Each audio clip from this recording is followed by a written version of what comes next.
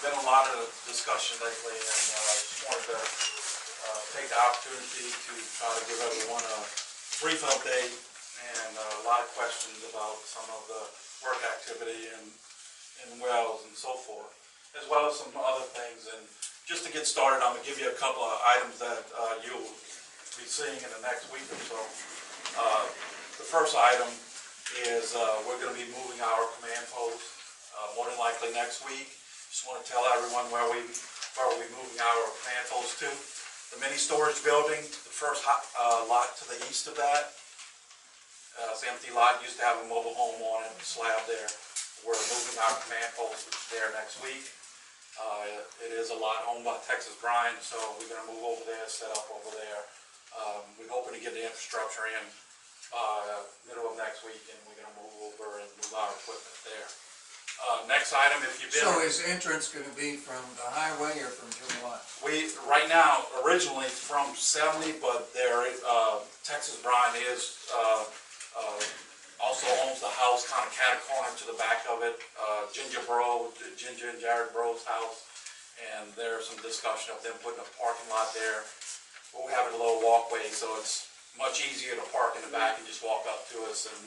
But I don't know how quickly that's going to happen. Is the sheriff going to move too? The sheriff is still in discussion. Not sure if he's going to move yet. So next item, if you've been down Gumbo Street, there's a little slab off to the right at the end of Gumbo Street, right by ORW 22. Right, over here, yeah. And there's a little slab here. I just wanted to let y'all know that's another core station being put in by DOTD. They originally, in the project, was 5 core stations. They put 4 of them along 70. One's here at the bridge. One is in front of, right before you get to Texas Brine's driveway. One by the Grand Bayou Bridge, one by the Bayou Bridge. But they had originally ordered 5, so this is, they didn't put in the 5th one, but they are getting it installed now. If you go there, you can see the little trenching across the gravel section right at the end of the road. And you can see the slab off to the right. You'll probably see some work crews out there. That is LSU through DOTD working on that site, and that should be set up in the next week or so, I guess. What's the purpose? The core station monitors subsidence, and the original 4 is along the highway and the bridges. This one is the one to be set back from the highway to give some good background data. So that is being installed now. So if y'all see work crews out there, that's what's going on there. So with that kind of leads us into the operations on vent wells and some of that discussion with the ongoing operation of vent wells and depletion of the gas. Travis is with the Office of Conservation, DNR, and Travis and I have been on this together. Travis has been project manager for I don't know how long now, but maybe 13. So we talk quite a bit, mostly daily. So Travis and I have been discussing trying to get this meeting together to talk a little bit about the ORW wells and some of that work and depleting of the wells and the phases of the wells. So Travis, take that. Does everybody have a hangout? I think I had everybody that were coming in. Awesome. Could have just a little outline of kind of what we're going to discuss tonight, and then a black and white map. You got another one? Right off. Oh, you got one. Get everybody good? Okay. Yeah, thanks, John. I think I've seen most of you all. I'm Travis Williams, Office of Conservation with DNR. I'm a geologist in the Office of Conservation. I really want to focus on the ORW's observation relief wells, or as I like to call them commonly known, the vent wells specifically. What I want to talk about is kind of the different phases that Texas Brine has proposed for these wells and some of the challenges we're facing right now, and literally just have an open discussion with you folks to get your feedback on some of these challenges and hear what you all have to say in specific regards to these wells.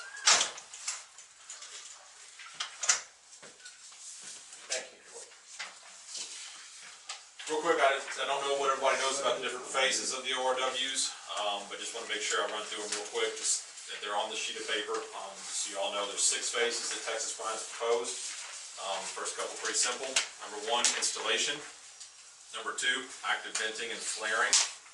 Number 3, where we're gonna spend a little more time tonight, and hoping to have a pretty open discussion on, especially 3A, is depletion dewatering testing. And then 3B is dewatering, which is long-term dewatering. Phase 4, monitoring, shut-in monitoring, and vent testing.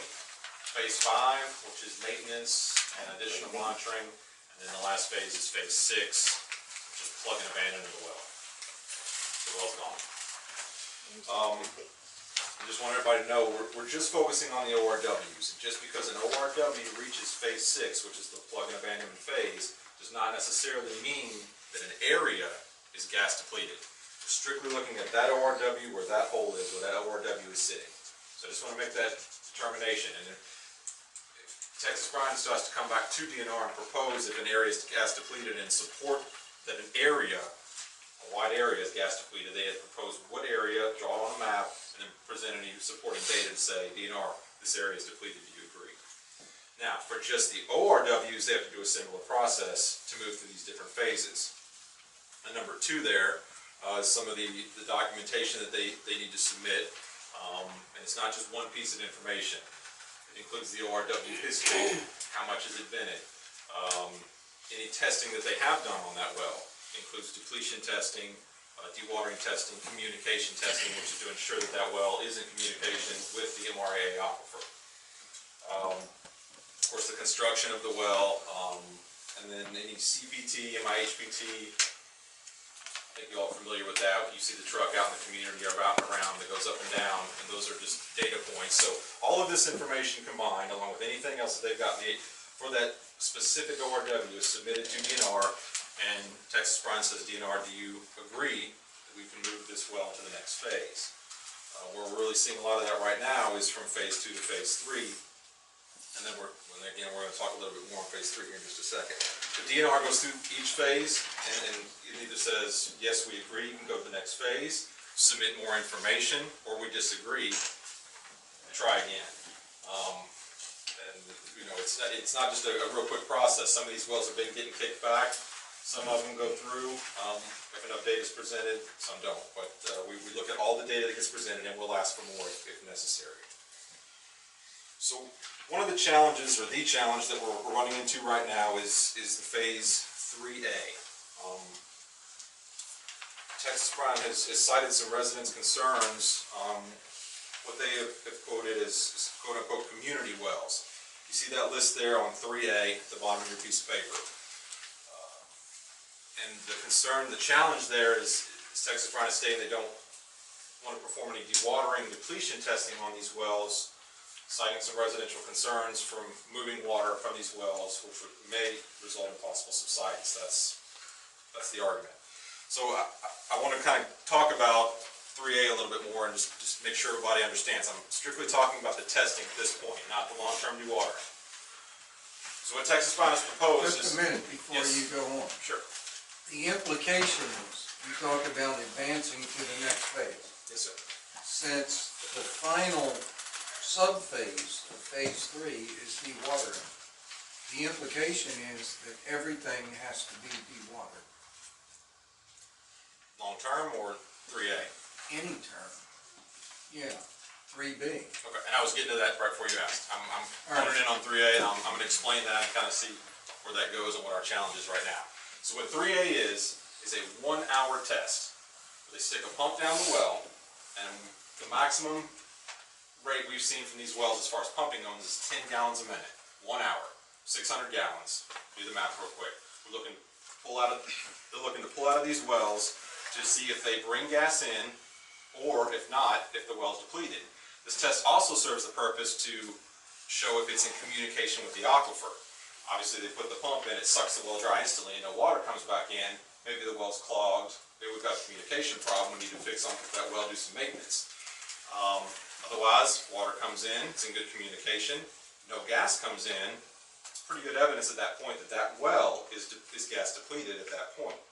Now, I know to get to your question, Bob, if they do the test, gas comes in, lo and behold, hey, if we remove water from this well, it could produce more gas.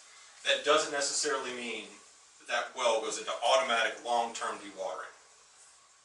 It doesn't kick it straight into dewatering. It gives evidence that if you pull water off that well, it could produce more gas, but doesn't necessarily kick it automatically into long-term dewater, start yanking water out of that thing like crazy. It doesn't automatically go. So, if I follow that then logically, it's not necessary to progress through every one of these steps to retire a well. To move to phase 4, we have to do the phase 3A testing to determine if that well's been depleted. That's where we're stuck now for those 18. So where DNR is, where DNR stands, is that they will impose long-term dewatering if it is possible, if the test in 3A indicates that gas can flow to the well. It's exactly opposite of what I just said. It does not mean that well automatically goes into long-term dewatering. The focus right now is the test. This test is going to determine, do these wells go to phase 4, or would they be a candidate for long-term dewatering? It doesn't necessarily mean that if they show they're long-term dewatering candidates, it automatically goes. It will be taken into consideration. Where is this well? How much water would you really have to pull out to produce gas? I mean, if you got to run full 10 gallons a minute in the community, we definitely take that into consideration and we don't kick it straight into dewatering phase. But the challenge right now is we want to know where these wells are as far as, most of them are looking like the production is going down. So are they actually depleted? We've done a bunch of these, on the east. Texas Brine has been submitting them. They've done the phase 3A testing, the depletion dewatering testing. Boom, they go to phase 4. Actually, nothing they've submitted so far has automatically kicked one into dewatering. Doesn't mean they're not dewatering. They are. They're doing 3 ORWs, 54, 48, and 57 on the east that are long-term dewatering over there on their property. How long have they been doing those three? Those 3, 6 months. yeah, That's a guess. Okay. How much did you do the one that you dewatered right next to the sinkhole? You dewatered that one for a long time. GRW1? Yeah. Yeah. How much water total was pulled out? No, how long did you do 4 it? months? 4 months. Probably 4 months. I have to look it up, and I'm just, that's a guess. So we have 4 wells that we've done anywhere from 4 months to 6 months. And there's been more than 4, but yes. And we are still dewatering. Correct. Three of them are still Any dewatering. indication of subsidence or any activity as far as the ground movement? Nothing visual. No. Monitoring? Subsidence is a 20 or 30-year event, so I would maintain that data is of no value. Okay. What we want to do is the test. The 1 hour at this point, just to determine where the well is. Again, does not automatically mean DNR says, all right, it shows it could be dewatered and pull more gas. Now you're automatically in it. No. Yes. Are you guaranteeing us that you will not do any dewatering or testing on the community wells? All right, and you bring up a good point. Let's talk a little bit about what is the community well. And I know the sensitivity, and I want to break it down in what I think we're talking about in comparison to the whole scheme. If we're talking about the wells down Sportsman's Drive, I agree, that's community. But a lot of the other wells around in the swamp here are kind of also called community. I would hope that we would all agree, and those that are located around the area in the swamp, that those would be allowed and not the ones down Sportsman Drive, if we can get an agreement on that. I do not agree with that. I don't either. We were told a long time ago that there just would not be any dewatering in the community, period. So what's the point of even doing a test? We don't want the dewatering. Whether or not you have gas, and then at that point, you go to dewatering would be one option on the table, but also that's when we direct Texas Brine saying, we've got a test that shows there's gas. If dewatering is not gonna be an option, we're gonna need to see an option that gets that gas out. Well, but you just got through saying that could only mean no gas right there. Doesn't mean no gas in the area. So say it shows no gas, what do you do? that's when you're talking about the wider area thing, we're talking about. Is it DNR's? Is it DNR's policy that you're gonna get every damn cubic foot of gas out from under our homes, regardless of what damage you do to our property? I don't think that's what we're going for. We're not, look, we know. Well, no, I just asked the question, is that DNR's policy, you are gonna force us to get every cubic foot of gas out from under our homes, even if it does damage to our property? I'm not forcing you to do anything, number one. Right now. Are you gonna force Texas Brine to do something that will cause that damage to my property? The burden is on Texas Brine to provide the DNR data to move these. The burden is on DNR to say what their policy is. That is a simple, straightforward question. Question, if the subsidence is gonna be caused, I'm assuming the long-term dewatering is gonna draw a lot more than 600 gallons. Is that an option to pump this shit back into the ground in the area to prevent any subsidence? Is that a viable, a scientific option and not monetarily feasible, or is it not feasible at all? It hasn't been proposed to our agency to date. If you pump it in, can I assume that you're looking at zero subsidence, correct? If you pump it back in. That's not a given. I can't make an assumption on that right now. All right, why is it not a given? You're taking something out and you're putting it back, you're putting the exact same thing back in. Otherwise, you're gonna pump it over there to the sinkhole. What's the difference? Well, basically, they're already doing that by pumping it back in the sinkhole. It's going back into the MRAA, so they're basically doing that already. I don't think it is a simple closed box. I'm not a geologist, or a hydrologist, but I don't think that to take out and then to put back, down the street, if you will, into a similar level does not mean that you will not be causing compaction at the area of extraction, that it's going to necessarily be offset by. Yeah, I'm talking about closer to vicinity though. In other words, I wouldn't advise, if you take it out over there and you put it in at this well, I'm talking about that's one not gonna location work. on Sportsman's Drive and another location on Sportsman's Drive. Because You have concerns about that too? Yes, I am concerned about that. Okay. That has not been proven that will work. But nor is DNR committed to ordering long-term dewatering. We run the short-term tests, and they show this ORW has got gas it can produce. So is DNR committed to not cause additional long-term subsidence under our homes? We don't have gas in our homes. You're asking me to predict whether your home's going to subside and whether DNR caused it. That's exactly right. If you were going to take action, which historically in other parts of the United States causes subsidence, and if we're already facing an acute level of predicted subsidence in the next 15, 20 years, then why would you even consider doing something of this nature if we don't have gas in our homes? Yeah, that's right. It's 28 months in counting. And there's no gas in our home. There is gas in the community's homes, okay? It might not be in your home. Whose home is it in? It's underneath our homes. Is it in your home? It's under our homes. If our slab cracks due to any subsides, it'll be in our home. And I preferably would not care to have those monitors in my home. Are you staying in your It makes no home? difference whether I'm staying or not. Sure it I was does. chased out of Sure here. it does. I mean, you're talking to people that Yeah. are staying, so if you're not staying, it makes a difference. I see that. I understand that, okay? But if I was here and if I was still, there are other people on that side that are staying here and their homes are affected.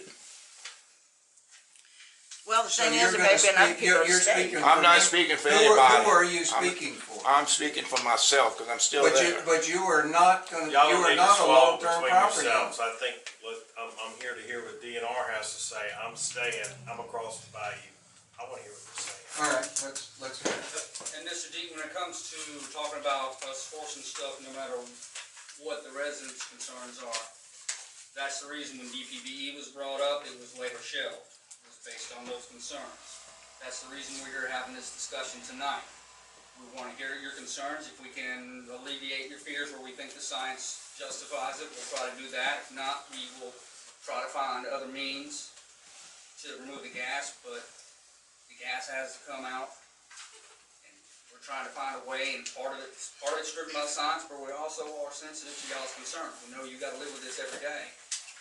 So that's why we wanna hear you. I don't want to stand, I would have a response to that, but I don't want to stand in the way of the request. And again, we're taking this one step at a time, literally one phase at a time. We're at a testing phase. I understand your concern. You're concerned that that's going to open the door to long-term dewatering automatically. I think what he asked was, if y'all's activities cause additional damage to our property, you're gonna stop and reassess what you're doing. If you're doing something and it causes further subsidence to our property and begins to damage our property, are you gonna stop and reassess what you're doing to stop the damage from going forward to our property, if it's a causal effect? I think that was what he was getting at. DNR is not doing anything, number one. DNR is licensing what's being done, and DNR is authorizing Mandating and it. overseeing what's being done. Right now, we're at the testing phase. Let me please get through, give me 2 minutes to get through that phase, please. We're looking to remove a maximum amount of 600 gallons of water. And I'm sorry, not we. Texas Brine has proposed to do this, and this is where they've cited your all's concerns, and so they said, you know, we don't know what to do. This helps the monitor what these ORWs move to the next phase. It's a strong piece of evidence presented to DNR to help them move through. It is shown to be successful on the east side, and it's helped us go to the next phase of that ORW. 600 gallons, and the MRAA is a pretty prolific aquifer. If you take an ice chest out to Bayou Corne and you dip it in and you yank it out, you have a hole there in Bayou Corne when you pull that water out. Does your ice chest, does the outline of your ice chest there, what happens? The water comes right back in and fills up. For this test, try to look at it that way. 600 gallons, and that's max. Some of these tests over here have been running 5-6 gallons a minute, 300 gallons, 5 or 6 gallons a minute, total of 300 gallons. That information is critical to move these to the next phase. Pull that out, the water comes right back, but it gives a critical piece of information. Again, that does not necessarily automatically mean dewatering. Oh, DNR is going to say, Texas Brine dewatered that well now because it showed it could do good. That's why we're here tonight, to hear your all's concerns, and if it's like, no, we don't want long, but to move these to the next phase, we don't even know where the wells are right now. They may all go to phase 4. It may show that none of these wells are a candidate for dewatering and that they can't get anywhere. I maintain it has not been proved we have to go through these phases to deplete the aquifer. When Texas Brine proposed these phases... But that's a separate issue. Okay. They have worked for the wells, those phases, we've successfully gone through a number of those wells to the next phase across on the east. Texas Brine has not proposed anything, an alternative to the dewatering depletion test that has been satisfactory to date to help us move to phase 4. They've proved successful across the east, and that's kind of where the challenge is right now, is we haven't been provided another piece of evidence to go to phase 4. Those tests have shown to be successful. We're looking for a 1-hour test. Yanking that volume of water out, move there. Like I said, all the wells so far that they've proposed recently have all gone straight to phase 4. Some even phase 6. We've got a couple wells that went to phase 6 that's never shown gas. They're on the extreme east and west. And y'all, you have to realize also is yeah, we have municipal water everywhere in the parish, but at one time there used to be water wells everywhere. And this is very similar to a water well. It's drawing water from the aquifer from a water well. Are all the wells in the, well, right here, let's say, not in the woods or around us, are they still producing right now? The ones down Sportsman's Drive, I think they all are. So for right now, there's really no reason to dewater or do the test. Now, once the gauges or once they go down to 0 or whatever, I don't see where testing would be any damage. With the clause saying that DNR will never allow permanent dewatering. Well, Sterling, Yeah, they they have to have another haven't option. told you the full story. Well, from what I'm hearing, Bob, Well, I'm just telling you, they haven't told you the other part of the story. what part of The it? state asked Texas Brine to submit a plan for retiring these wells, which Texas Brine did do, and it consists of 3 parts, A, B, and C. I have a copy of it if you want to see it. I've got copies behind Farrell that I was gonna Okay. hand out at the end. And fundamentally, what Texas Brine submitted was that if any 2 of these 3 conditions would exist, that then they were proposing that we would move forward to phase 4. That is where you close the valve on the well. And the first condition is that the gas just quits flowing, or essentially quits flowing. There's a very low flow level. We can talk about the adequacy of that level. But fundamentally, what it boils down to is gas is no longer flowing through the ORW. That's one condition. The other condition pertains to PMWs, which DNR demanded that Texas Brine install against their wish, as I understand it. But be that as it may, I think we all recognize we got the PMWs now. We don't have any objection to the PMWs, but the idea was that if the PMWs fall off, show that the pressure is falling off, and there's actually, when I say the pressure, there's a differential. When it falls off to a point to where it stabilizes, this will indicate that the well has gotten to so-called hydrostatic equivalence, and that if that condition exists, that would be the second of the 3 conditions. And then the third condition is this depletion test. My position is that the depletion test does not, it's kind of circular logic to have 2 out of 3 conditions for going to phase 4. There's the condition on the ORW, there's the condition on the PMW, and there's the condition on the for the depletion test. The depletion test, if you fail that, then you're automatically on the other 2, which is kind of like just wait for the well to quit flowing. Please explain the third option in its entirety. If you're gonna explain them all, please explain the The third. depletion test? As option C, as you were explaining to everybody, please, there are some conditions to that. If everybody needs the whole picture, I'd ask you please explain all of that. I don't, Can you tell us what you're talking about? tell me what you're Sure. referring to. You just went through A and B of their submittal, correct? Yes. And C was the, Oh, it was the depletion test, much like what you've described. right, it didn't have any other information along with the depletion test, such as a radius, a 400-foot radius, and voting by the community. Oh, yes, yes. Okay. Would you tell us what you're talking about? The definition was that, or Texas Brine took the position that they would not do the depletion test on any well that was closer than 400 feet away from an occupied residence. Your residence, my residence, Dennis's residence, okay? And that would have the effect of basically virtually all of the wells that are in the vicinity. The only well that would be excluded is well number 53, which is about 300 feet across the bayou and is visible from your house. That's not 300 feet, I promise. It's no further than that, okay? That well would be excluded, but all of the rest of them would be candidates for the depletion test. No, not according to the amount they produce.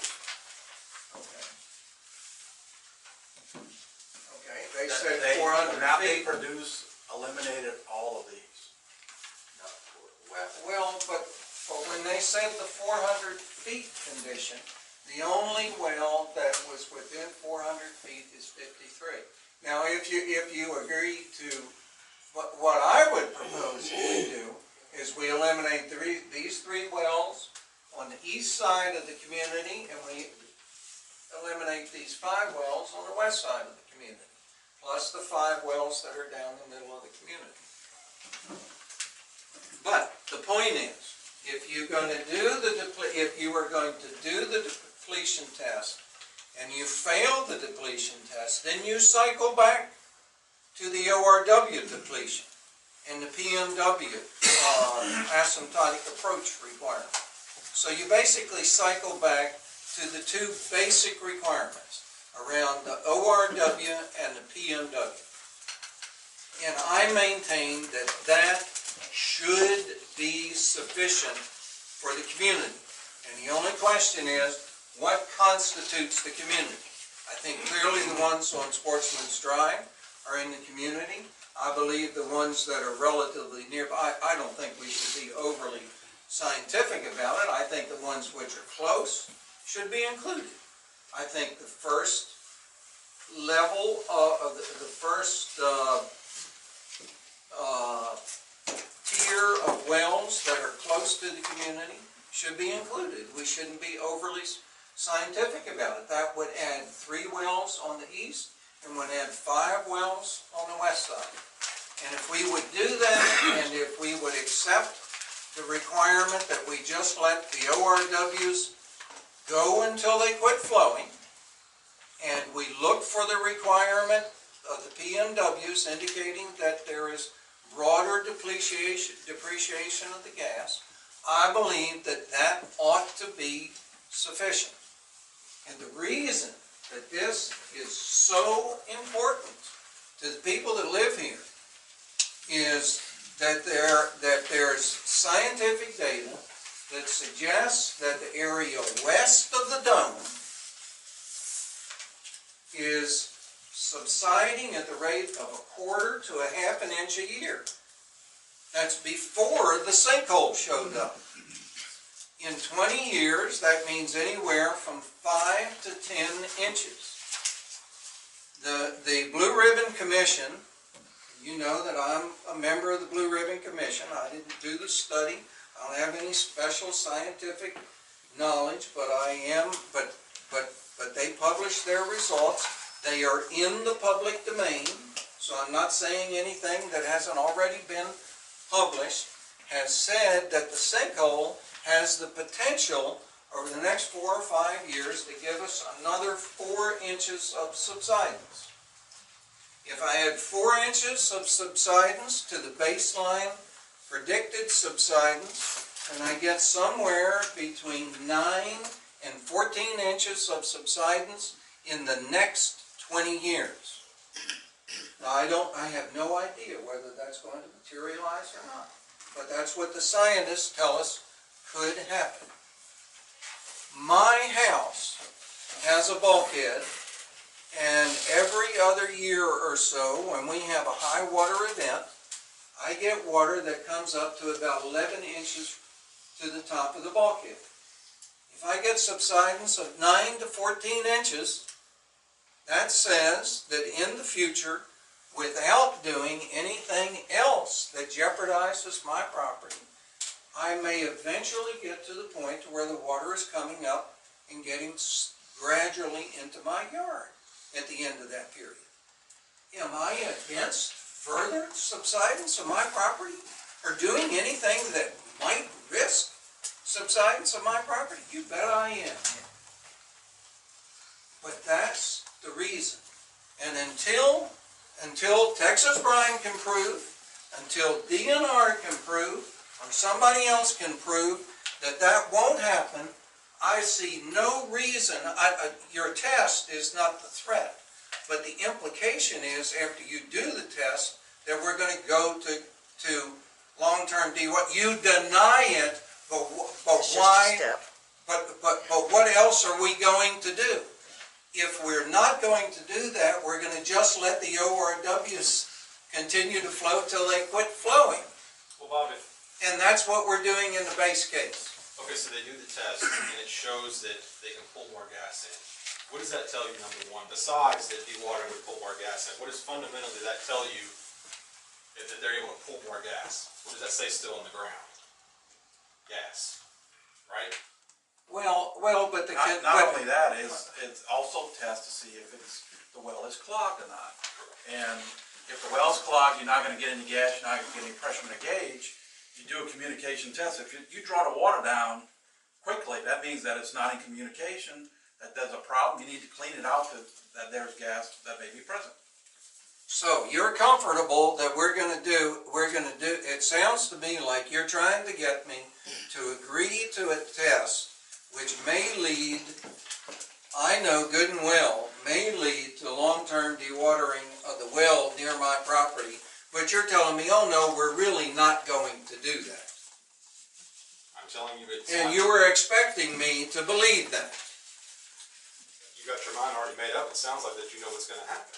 I'm telling you right now, this test, So are you ready to tell me that you're not going to operate continuous dewatering? that test will not automatically say we're going to operate this well in continuous dewatering. That's correct. What I'm saying is I want, because I'm concerned about subsidence, there's no gas in anybody's house. It's been 28 months. We are protected by the aquifer, we're protected by the overburden, by the aquitard, if you will. We are protected by the gas meters that give us an alert if gas is moving into our house. We are protected by the ORWs, which are depleting the gas that will flow to the ORWs. We are protected by the PMWs, which indicate the gas is coming down more broadly. That's 4 levels of protection. So you want to give me another level of protection, which is going to add to subsidence, which is liable to become critical. Mr. Deaton, we recognize that everybody has their own tolerance for risk. From the state's perspective, the amount of gas still believed to be under this community is beyond our tolerance for risk for the public. Now, that having said, the assumption that dewatering, long-term dewatering has to follow this test is not necessarily obviously the case. That might mean possibly the existing ORWs could be reworked in some fashion. More ORWs could be installed so that you get a fresh set of perforations. All right, that's a very good point that you brought up about more ORWs. Do you remember the last time in March when Dr. Heacock spoke to us over in the community center in Napoleonville? That was on March the 30th, if memory serves me right. Dr. Heacock told us that there were 2 ways to get all the gas out of the aquifer. One was with continuous dewatering. The other was with more ORWs spaced more closely together. He also said that he didn't care which one was done. He said there were 2 options and he did not have a preference. He pointed out that there was a risk of subsidence in wherever this long-term dewatering was done. I maintain it does not make sense to pursue that option over the other option to address that last bit of gas. So, Bob, you suggesting that the emphasis for direction to Texas Brine is them install additional ORWs in the Sportsman's Drive community? Well, actually, I put together my suggestion. Would you like to see it? So that, I just want to make sure, because I meet with them quite often. So if the push is to have more ORWs, because the last time the ORW was put in, we had the outcry from. Not from me. You got that What? outcry from people who are relocating out of Sportsman's Drive. You did not get that feedback from any You of put one the in my people backyard as far as I'm concerned. I just who don't are want my house living to on- sink. who are going to live on Sportsman's Drive long term. But that, I just want to make sure we all agree in that discussion, if that's the case. Would you like, you've had time to talk about your plan, you want to look at my plan? I made copies of it to pass out at the meeting. Can I ask this, what is the projected, at the rate we're going right now, time span to get the gas left out? Can you give any? There's no way to know that unless they start doing more investigation of what's the gas layer and being able to compare it to with the previous. Because Because initially we were hearing 8 to 10 years, then 4 to 5 years, and then, It would take more investigation to give an answer to that. well, and see, that's the answer. Every time we ask this, that's the answer we get. I remember at the crawfish boil, I asked the same question, and y'all said y'all needed more data. That was the answer I got. And that, And how long ago was that? again, you know, and Well, the Texas point Brine I'm is trying a to make, responsible party, and they are to provide information and data to show that the risk is subsiding, but there's no investigative data to be able to determine that unless, Bruce, do you want to try to respond to that? wait, let me just say first what I was getting at is I looked at the subsidence survey that was done in 2012 of the dome, and it collected information from 95 to 2012, and it said around the center of the dome, around Dow's number 18 well, it was over an inch a year. And then further this way, OG3, it was, what, half an inch? It varied between a Yeah. quarter and a half an inch. So the point is, we know we're getting subsidence. I mean, I called a guy about, you know, a permit for something down at my house today, and he said, you know, flood level survey, elevation survey. And he said, I think I did the last one there. He said, but it's not going to be any good because that land has sank 10 inches since I did the last one, 17 years ago. But being a floodplain manager, I don't want to complicate things, but subsidence and datum change, you'll see a difference. Datum change is when USGS certifies the datum structure, the structures that surveyors use to measure elevations off of. It was 33 years. They recertified them in 2006. It was 33 years since the previous certification. And so any elevation after 2006, you can, houses right next door to each other have a big discrepancy in elevation because of that. So it's not, surveyors use the structures, the monuments, and when you don't certify them very often, you get in those laxes as well. How accurate is the data you gave us a while ago about half inch, quarter inch to half inch a year? The reason I'm asking that, scientist, okay, go ahead with. I had my house surveyed 2 years ago. And I was with the guy that probably knows him, he certified. And it was way different from what quarter inch to half inch a year would add up in 18 years. What was it? 2 inches. 2 inches over what period? 18 years.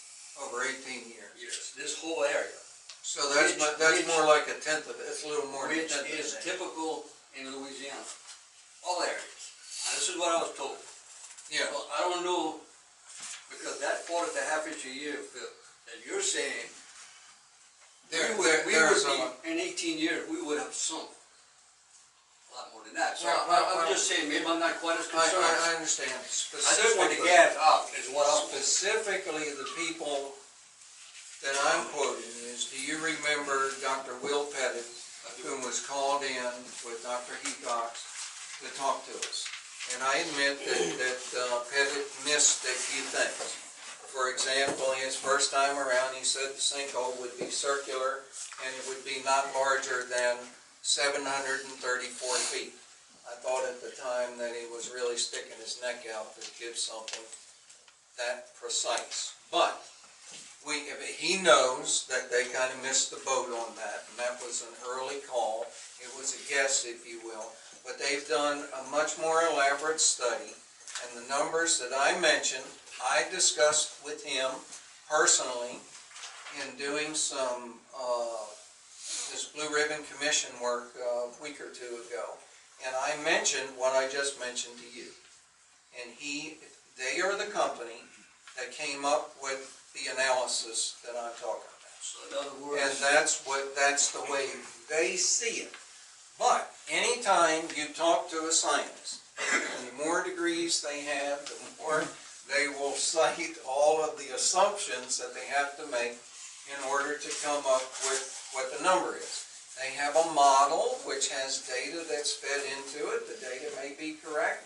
The model may represent the real world, or it may be off, but those are the numbers that they have.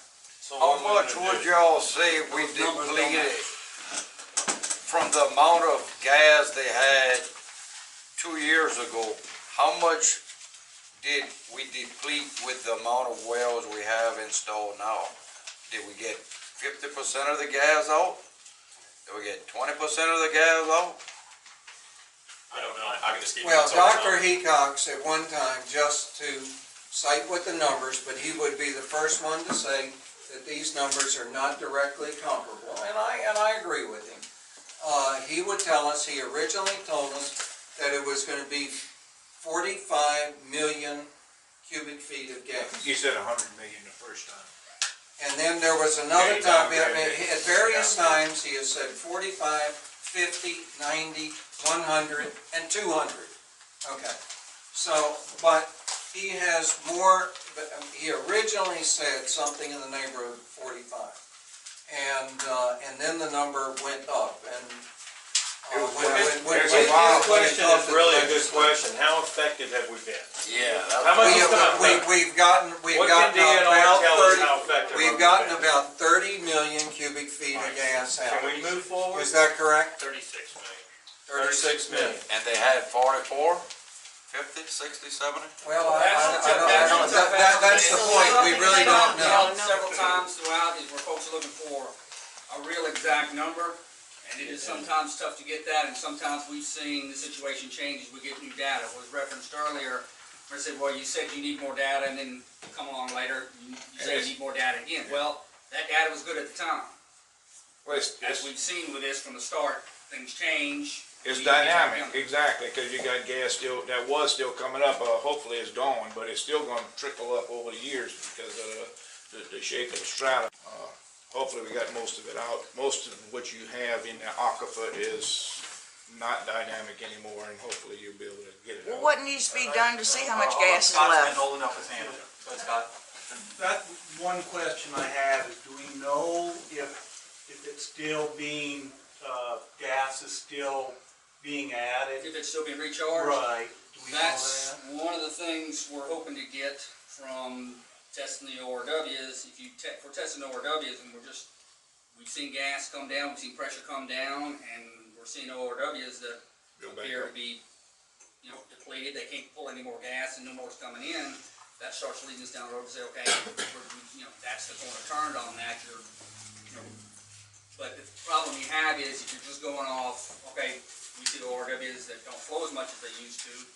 There's a lot of reasons a well might stop flowing, Right. if you know the So oil we're and gas just not industry. sure yet about that. Let me just answer it from a layman's emergency manager's way. They did CPTs. They did them early on to see where the wells could be located. And then later on, was last year, over a year ago, they did CPTs again in certain areas. And I'll use the well that's in the parking lot, ORW 36. And it showed a depletion from the earliest CPT. But they haven't had another one to say, okay, how much more has it depleted? If I recall the measurement, it was 3 feet difference in Bruce. I don't know Yeah, if it you was can. about 3 foot, it was about 50% of what we showed originally on 36. Let me comment, a lot of questions about depletion and where we're going. One of the intents and purposes of putting in the pressure monitoring wells is to give us a continuous indication of, is the pressure in the aquifer caused by the gas going down? Thus an indication that we're getting the gas out. All PMW sets are showing gas down or flat at the minimum of what we expect. We're not showing any going back up. From a Texas Brine perspective, we view that as indication we're not getting any recharge. Okay, that's what we're seeing. Now, one question about timing. Ted, based upon the PMW trend, we can't say specifically if it's going to be into December or what, but I feel comfortable saying we're talking about months, not years. Based upon the trend line that we've seen and how that trend line is flattening out on this differential pressure shown by PMW. But the reality is we're going to vent gas until the wells no longer vent gas. And I'm not asking that question as in, let's hurry up. I think a lot of us accepted that it was gonna be kind of a long-term thing to get the gas out.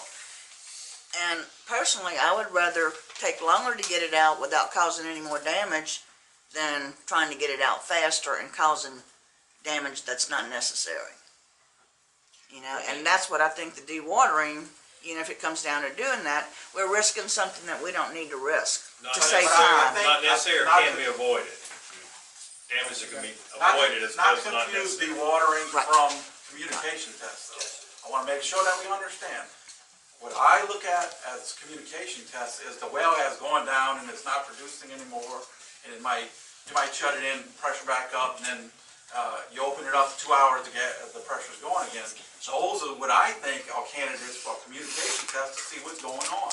And that's what's being discussed, is just a communication test, not putting the pump in continuous dewatering. If it's clear that's the intention, that's quite a bit different than what it sounds like. I mean, if that's your intention, that's fine. That did not sound like DNR's intention. How many of these wells that have leveled off have been reworked to see if they're plugged? I believe all of them have.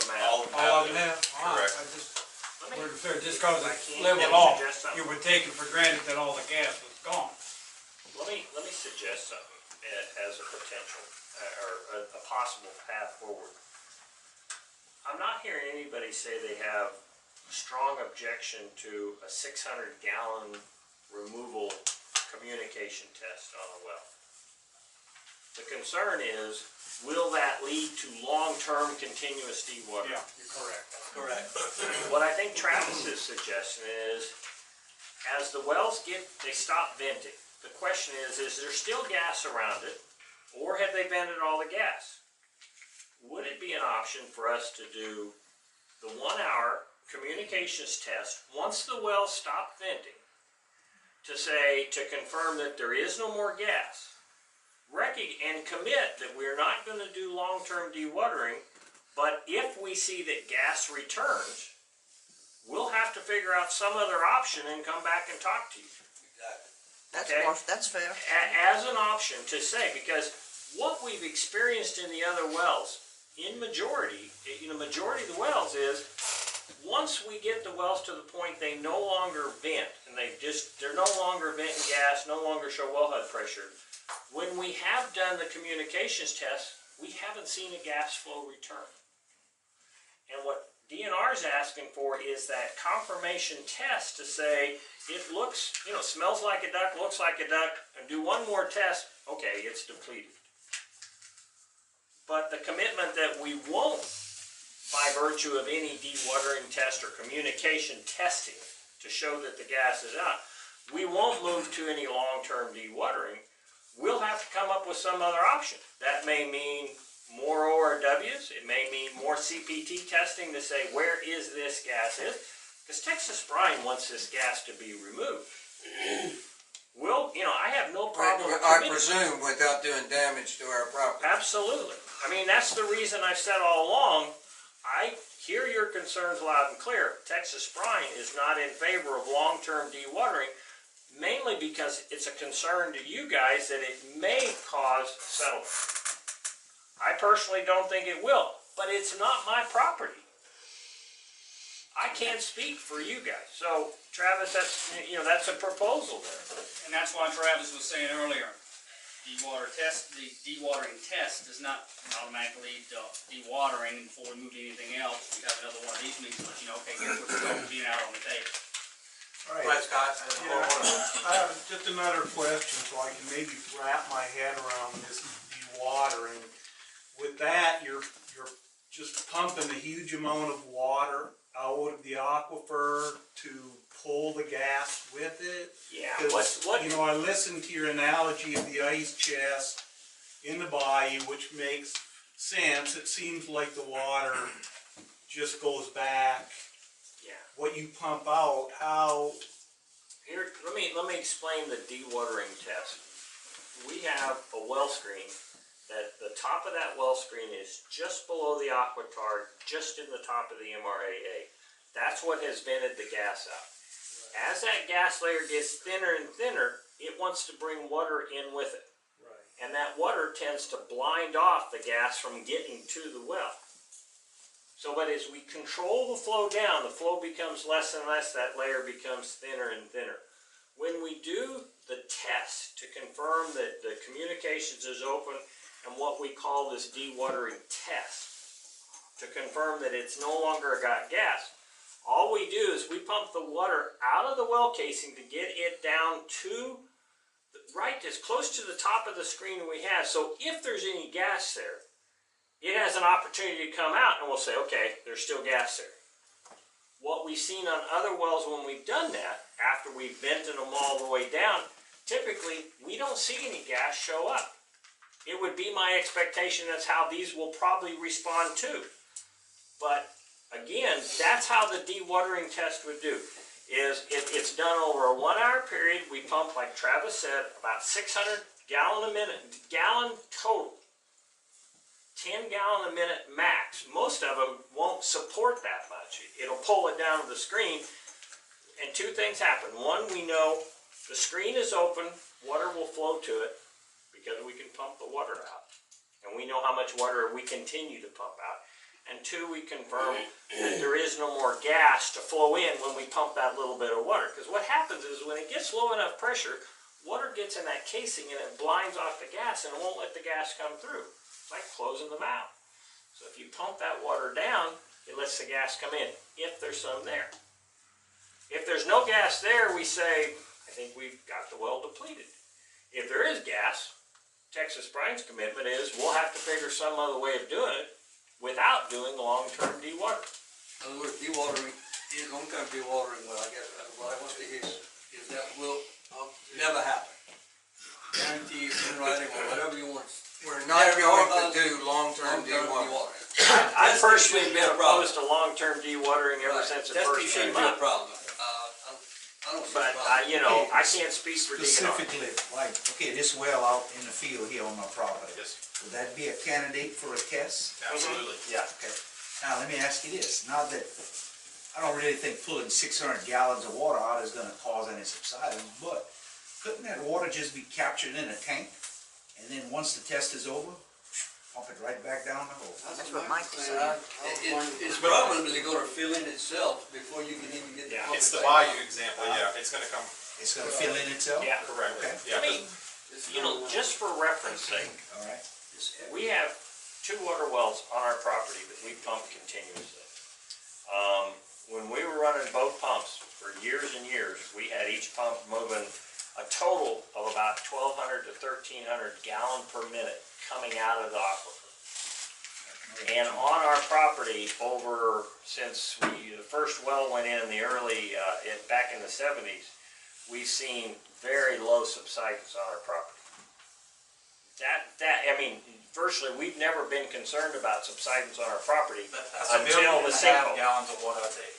We're pumping about 1.5 to 2 million gallons a day of water out of the ground to make brine with it. That's the level of water that the MRAA will support. That's how well supplied it is.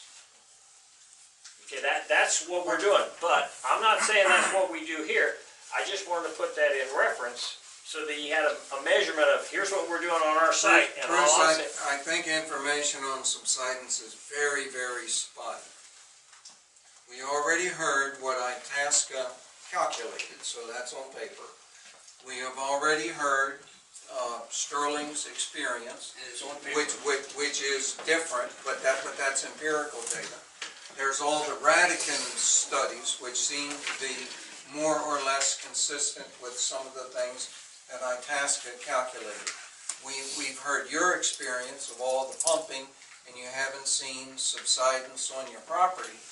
But then there's also anecdotal experience of people that have lived around here that talk about how there are trees out between where your office is, where your tanks are, back in the woods, and the highway, where there were oak trees that are now, down in the water that used to be standing on dry land. That's in a 60-year period, though, Bob. And, I'm okay, 62. okay, but then There is a difference. There is a difference. And then of course, we also know what is happening Sal's property. And everybody points to the little concrete block house that's got a couple of feet of water in it all the time, and I'm sure it's been there 50 years. That's right. But the point is that the fact that the aquifer is so generous, the fact that it is connected to the Mississippi River doesn't mean that it's infinite. Right, agreed. My question is, are you comfortable with us doing a 600-gallon max removal test on each ORW? No more, but up to that. I'm comfortable. Yeah. With the conditions that you With the gas. added on to that. Once the gas. The well in the boat ramp Just parking a lot is test. still producing a lot of gas. Yes, sir. You'd have to do the test on that well, or? Well, not, Wait, not, wait, we wait, wouldn't wait, Only way the just well test runs it. dry, or which We wouldn't test any well until it stops venting. Until it stops venting. Right. Okay. Because the purpose is to confirm that it's depleted the gas. All right, you got several, dozen wells around here that has stopped venting, and you've done that test on all of them, I'm assuming? None adjacent or in the community. No, but I mean around, in the area. Further east, yes. Have any of those showed signs of, have you had to continually dewater those? No. Okay. There's only 3 wells, there's been a total of 4 wells that we've done continuous dewatering. One is OGRW sitting on our site by number 2 well. That well's now depleted, no longer vents gas. And then the other 3 are ORW 48, just north of our facility, south of Highway 70. ORW 54, north of our facility, just north of Highway 70. And then ORW 57 out to the southeast of our facility, pretty close to Grand Bayou. So it's all high producing wells, which is kind of what we got here in the community, so there's a chance, even though you aren't dewatering the ones out on the outlying areas, there's a good chance that you will run into the same situation in here. So the solution would either be dewatering, which we don't want, or putting additional wells. Well, I think where I'm at is if we do the test and we find that we don't, after the well has stopped venting, we do the test and we say, wait a minute, we still got some gas there. Well, then we've missed something. And we gotta go. His question was, does that mean that you continue to do the dewatering, or do you? No. Or I'm just saying, I'm RW? just telling you, I wouldn't propose and I would be against long-term dewatering. Right, so then you would follow Then the I would other have to solution. step back and say, do I go put in 4 more relief wells, cause something's changing. So and that would be the solution, y'all What would other try- attempt? options, I would have to, as a company, I'd have to explore other options. I may have to go do additional CPT testing. So closer according to together. him, there's 2 options.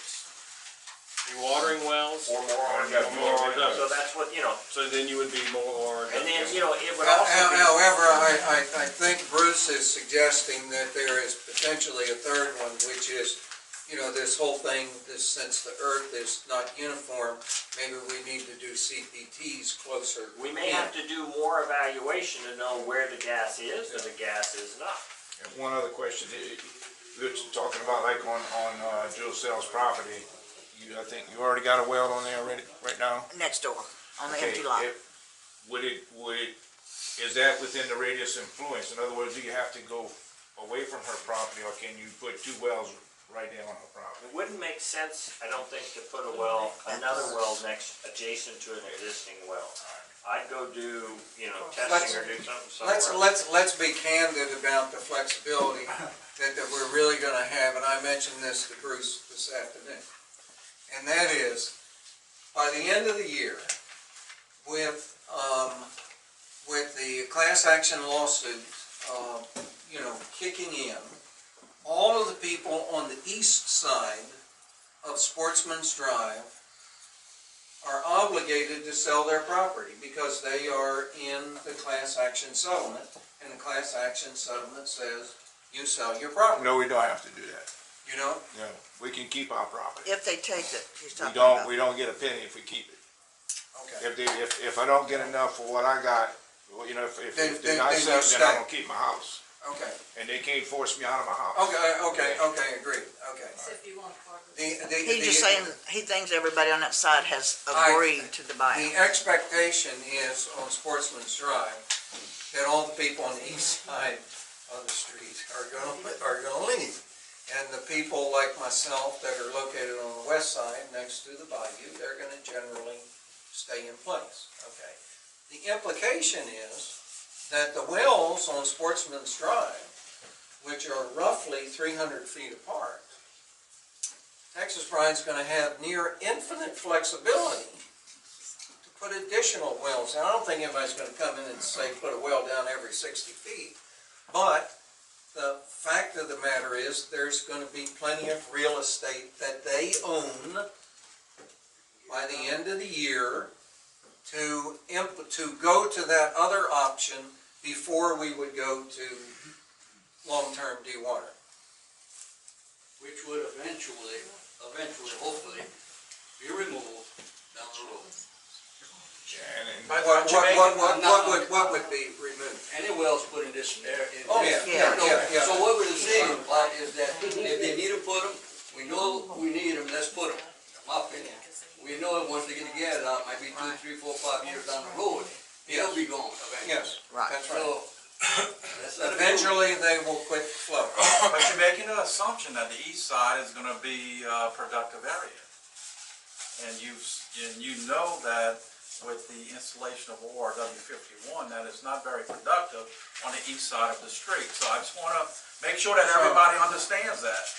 Well, yeah, I hear you. Anyway, you look at it. I hear you. Well, then you can put it in my front yard instead of my Well, I backyard. just wanna make the point that there's, I'm good with it being I there understand 10 what he's years, I saying don't on care, I the east just, side, but it may not be a productive area. let me ask you this, what would have to be done just to show how much gas there is left? Another seismic thing, The or what? technology that Texas Brine has used is CPT. No, it's not showing the volume though. But they calculate that knowing what the depth of gas is. They Well, then can why do we have to wait for that big seismic profile to be done? Where finally Dr. Hecox came out with that figure of 45 million. That was where you were looking at were you talking about, that was Don Marlin's, Yeah, interpretation yeah. on that? He wouldn't be, that kind of seismic would not be able to spot the amount of gas you have in the shallow area. That spot's like Just the what deeper. they call commercial levels, stuff, that, the amount that an oil and gas company would be interested in if it's drilling a well. It's not gonna pick, what you have under the community now since the start is, it wouldn't be enough to make it commercial if it was just a natural formation, but it's way too much for us to feel comfortable with under your houses. But just to follow that question, and maybe this will answer it. If you notice that as we went along, Dr. Hecox refined his model and gave a new prediction. His early model was just based on some of the PDK logs that were old wells and so forth to know where the aquifer were and where the up dips in the aquifer were. As they did more investigation, that model was refined as you got more data points, and that's when he started refining some of his numbers. So as it went along, that's why the number changed and the model got better. But at least it gave us some kind of estimate. I mean, for all we know, there may only be 10% of gas left that was originally down there. I mean, anybody that's been on the bayous riding around anywhere can see the difference in the bubbling. I mean, significant difference. You know, that has to give y'all some kind of indication of how much less there is than there was. There are all those indicating points, and that well depletion, the bubbling, however, is still going to require some scientific data for them to go out and do some work activities to see exactly what it is. Okay, we're ready for some more data then. I don't think even with more, let's face it, they didn't know, we didn't know, it was a guessing game, it was scientific, but it's never been seen, so really, what you just said, the bubbling is down a lot, almost, if I had to guess, it's 80% gone. That's just my It sure opinion. looks like it. Okay, It sure looks so, like it. we're headed in the right direction. I feel comfortable with the test, my opinion, just get it. I think, No continuous dewatering, as far as I'm concerned, just like Bob said. With testing, yeah, not a problem. Yeah, I personally don't see any problem with 600 gallons. Well, But- my suggestion is, when the wells stop venting, we do that 600-gallon test. And then we see if the wells are done. And if they're not, well, then I gotta go back to the drawing board and figure out where that gas is. As of right now, all of them in the subdivision here, and I'm not, maybe on the other side, the ones that are still flowing, you're not gonna test them until they, Well, we I have don't think no they're wells flowing flowing north. No, no. We've never, none of them are flowing in Ever-Dempsey. The only wells are the ones here below Sportsman's Paradise and a few out west. The gas that was coming up from there was coming up from here through a 30-foot sand and going that way, yeah. But, They never did, get much out of those wells. and just a reminder, you know, these pressure monitoring well trend charts all show that it's headed down and it's starting to flatten out. Now, I don't know if that's a 30-day or a 90-day or 100, like I said, my gut instinct says months, not years.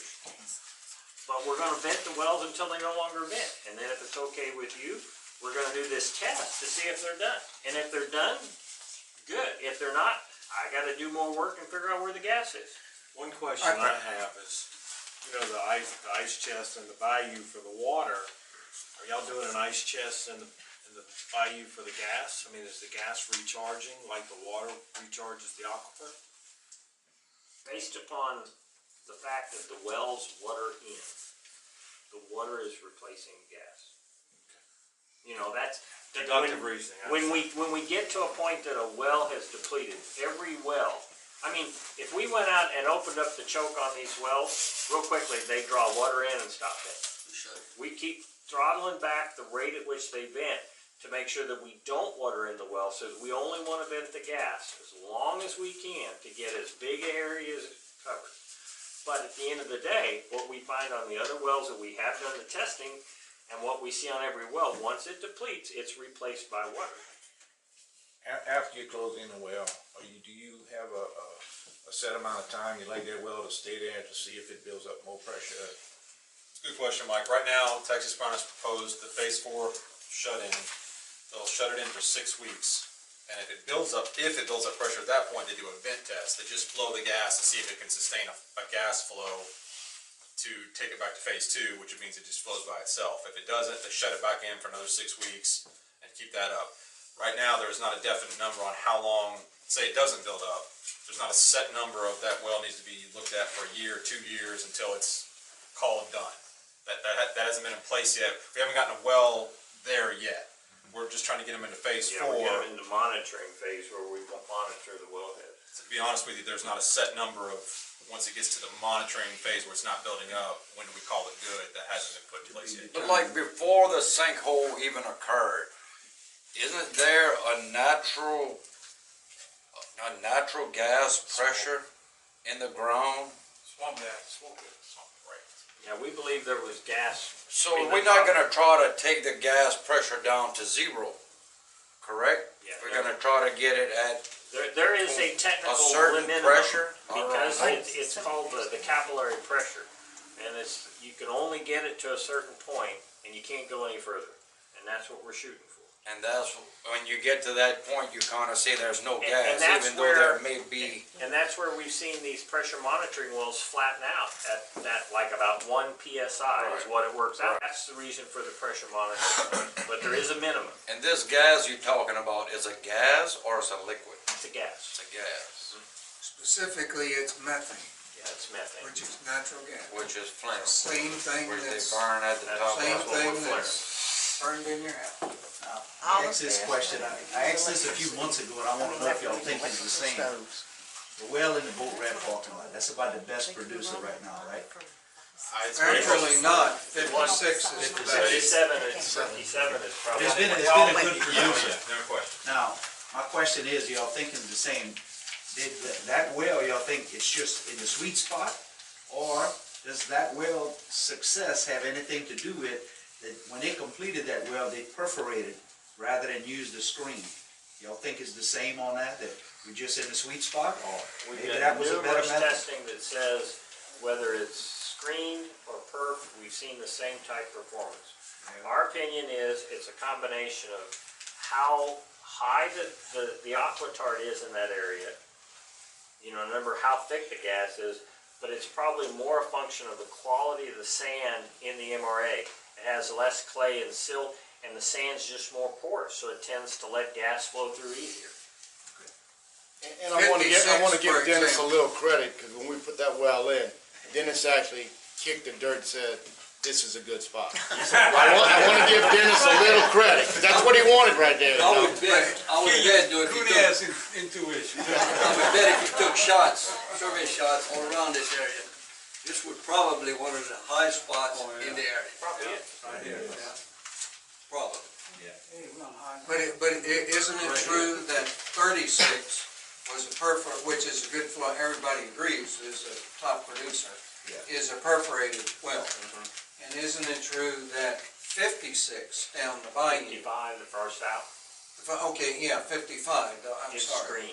screened. It's a screen. So those are two very good producers, one screen, one's perf, so. Well, I live on the poor side, Come on, but, quiet. and y'all make me feel like we don't have a vote, cause we live on that side. But we didn't leave yet, we in the lawsuit, but as far as I'm concerned, that's still my place. Alright. And this 600-gallon takeout test, my vote is go for that and go from there. That's what I'm about. And we didn't mean to leave anybody out, I'll be honest with you, Mike. We just took it for granted. Y'all were leaving from what we heard. Now, forgive us if we. We're still here until we. We're still here, we never left. On that property. I hope so. Let me tell you something, I got something to say, I've been here for long enough, all of y'all, born and raised, this is my roots. Right. I got many ass whips along here, you think I ain't gonna leave me? My ass all spread along here. The gas will be here forever, they didn't get the gas from them, that didn't come from them. Gas in the ground. Oh, yep. My father was drilling on all well for a long time, was drilling. The gas is down here, he had a rig when it come in before this happened, come drill all the gas behind us, on our side. 2 years before the sinkhole, somebody gave me $800 to let me drill on my property, hit right. drill. And the oil and gas is down there. Like the oil and gas was here. Anything oil and gas inside. They don't have that. Alright. Is there anybody in opposition or object to the 600 gallon per minute I think dewatering that's a test? smart idea. Anybody object to that? Wait, 600 gallon per minute? 600 gallon total, Oh, okay. dewatering test, 1 hour test. 1 hour test. That's fine. About 12 barrels. Okay. The well on Sauce Pecan, that one's dead. We No. did a week-long test. Yeah, I had 100,000 gallons out of that We one. moved 100,000 gallons of water and didn't get any gas produced. It's just, there's no gas in it. Good. It's not bubbling in my pond. How about the one next to it, the observation well, they had, it was 56 PSI. Is it still around that or what? The one that's the little. In the front yard? Yeah. I think it's about a pound or two. Yeah, you'll get 4 pounds on a casing maybe. I saw the number today, it's really low. To vent this gas. To go through these. And it's been dewatered for what? 1 hour, we It's did been, 2 or 3 Well, you days. got 38 right set behind another it, meeting was out. the ORW, Yeah. they did like We a may not need 5-day it because they may water be done. test on, We we're won't gonna pull do over it that. until the well stopped venting. Couldn't get flow, 21 over by the bayou, they couldn't get the flow, and then BCG runs right in front of it, and you hit pressure, they had, that's when they had the casing, the casing leaks, when they patched, after they patched that up, you asked about it one of the meetings. Went back, patched that up, Or maybe got it's back to where tell the them pressure, that well screened and pond. eventually just the pressure dropped on Yeah, that. and you'll see. Been under 10 for a long time. We only get 100 gallon out of it. And we just, we and have to. you're not concerned that the pressure drop because it caught up. I'm just wondering when you're gonna be. Not with the, not with It'll the, be just. The one next to it. because it's just a pressure monitor, it's not flow. There's no flow in and out because it's stagnant. Okay, while we gathered here, I have a question about, a little bit off the subject, if y'all don't mind. I think the dewatering thing, we didn't whip that horse to death. Alright, okay. Oxy 2, there was some concern about Oxy 2. My inside secret sources tell me the sonar came out good. Can anybody comment that the sonar looks okay? And what's the status of the impending MIT test? Any information about Oxy 2? Let me speak to that. We did the sonar on the well. We didn't see any big changes, but we did see some indication of salt spalling on the sidewall between it and Oxy Tap 9. Okay, and that's not a bunch, but there is an anomaly on the shape of that cavern. There's an odd spot on the south side, and that's why we've been monitoring for well over 12, 15 years. Okay, so we think we've seen some spalling, which is the very inner layer of salt peeling off between it and the bottom. And we saw more of it a year ago, but from the sonar we did in September versus the sonar in May versus the sonar in January, we saw a little bit, but not much. Not of concern. What part of the cavern? In the very south part of the cavern, below 4,800 feet, between it and the bottom. Bottom's around 5,700 feet, I think, something like that.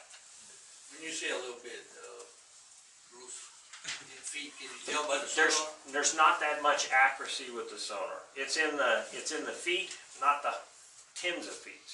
Best that we can tell. But is it going towards the east, towards the It's south? going toward the south. Or it's going towards the south? Right. I got a question. Let me Go ahead, finish this and then I'll let you ask. I'm sorry. Now, with respect to the pressure test, because what we discussed with DNR and the Injection Mining Division to let that cavern pressure up naturally on its own. The most gradual, softest way to do it, the intent is to demonstrate integrity on the cavern. Before, when we shut the cavern down in mid-August, till the day we did the workover and pulled tubing out, that cavern had naturally built pressure on a very steady basis, again indicating integrity.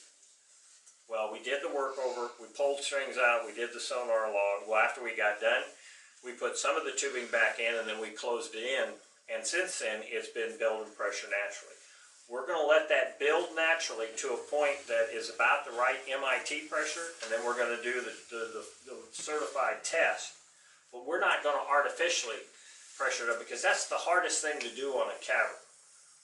You're going to allow it to pressure itself up. It's just normal to the heating of the brine and the natural closure that occurs on any cavern. It will cause that brine pressure to increase. So essentially, it's under an MIT test right now because it's building pressure a couple of pounds a day. So if it's building pressure, it's not leaking, it's not Right. cracked. That would be our indication, Not but you don't know necessarily. for sure Yeah. if it's leaking in one spot and building pressure closing more. So that's why you do a test over a definitive period of time per the regs to say this is an MIT test. That will come down the road. But right now we're monitoring pressure, we're monitoring seismic. We'll probably go back in and do a sonar in 6 months on it again. Okay, how far were the two walls apart when they were both caverns? Which In other words, cavern? Oxy 1 and Oxy 2 and Oxy 3, the walls were about 400 feet apart? Yeah, probably about that much. All right, when the sinkhole occurred and I've heard that the water from the aquifer is inside the cavern right now. I understood that there was some water lilies that got sucked out. Is that true? Yes, we okay, saw some all right. vegetation In the Oxy Okay, three, now- in number 3 Well, cavern. All right, that's what my point. My point is that when this fresh water got rushed through there, it did something to your cavern number 3. It didn't. It's not shaped like a nice little pretty cavern anymore.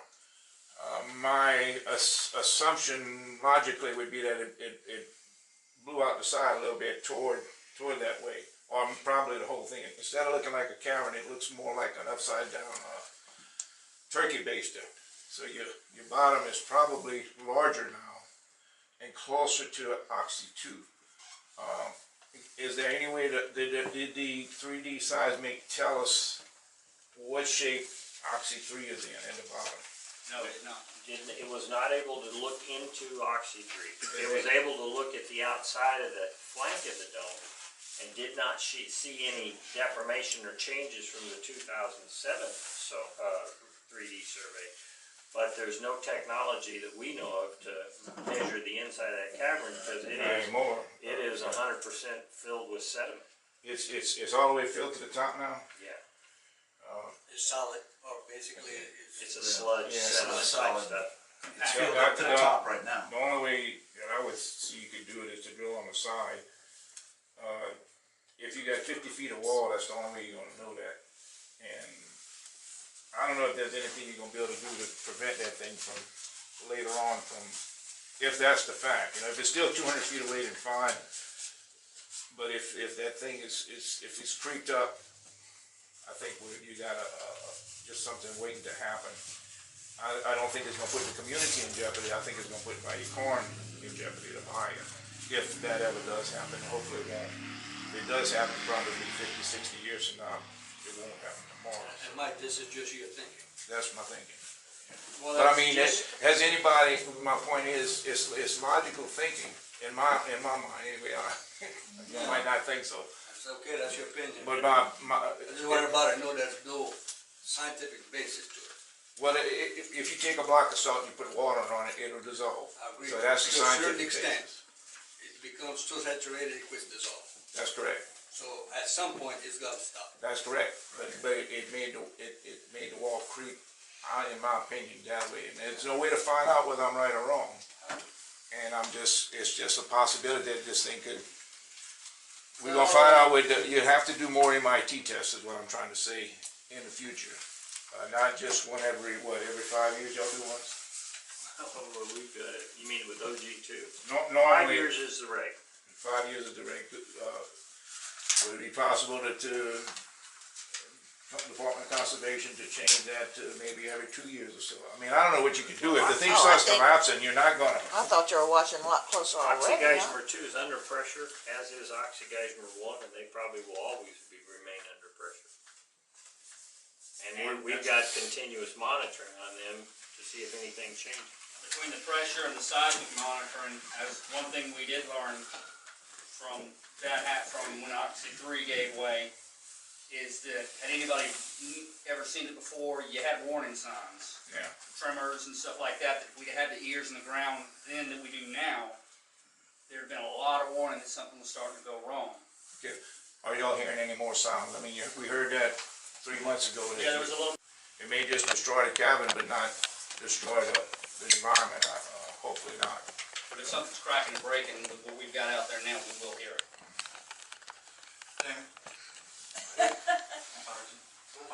That all in heavy duty stuff? Okay, get on to the light stuff, Mike. I'm tired, I'm going home, that's it. Oh, I thought you was gonna invite us to the house for a beer. Y'all can come too, I'm going upstairs.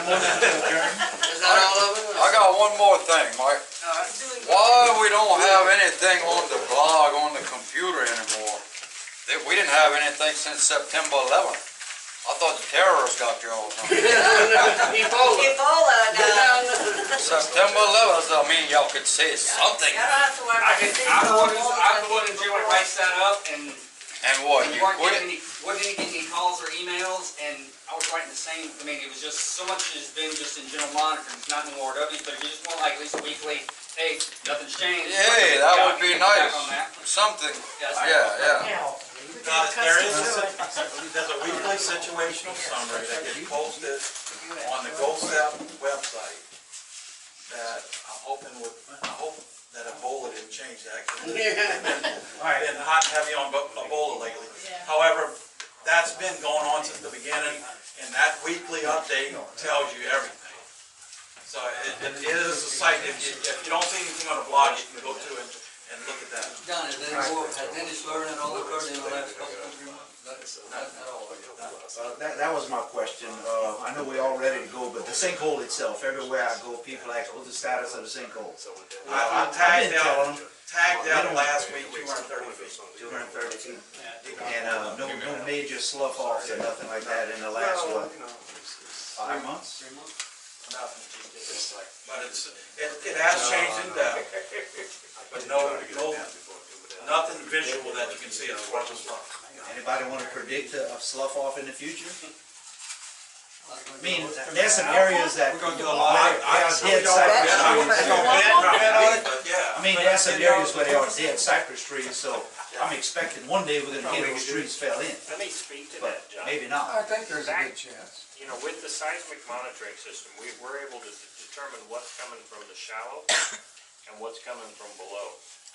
Back, toward the end of last year, when we saw a lot of shallow activity, is when we were also seeing some settlement subsidence south of the sinkhole, southwest of what we call number 3 pad. And we saw some slough ends and stuff like that. Over the past 2-3 months, we've seen virtually no shallow activity, no shallow MEQs. Now, I'm not gonna sit here and say it's done, because it's one of those things after you go about several years, you're gonna say, well, I guess we haven't seen it for several years, and it could happen the next day. That's right. But the more time that passes, the more indication that it's getting more stable. That's as much as clear as my crystal ball gets. Yeah. And right now, I mean, I think everyone pretty much agrees that more than likely, the berm that's in place is going to be sufficient. That's our hope, but we're monitoring, and we do again- settlement monitoring, and we still do sinkhole depth profiling to say, you know, is it adequate? All right, Mike, I think adjourned is right. Thank you much. What's the possibility of putting a few feed plots around there? Get the deer in the area. A refuge. Refuge. Thank you. Sterling, anything is possible. I veto Sterling's suggestion.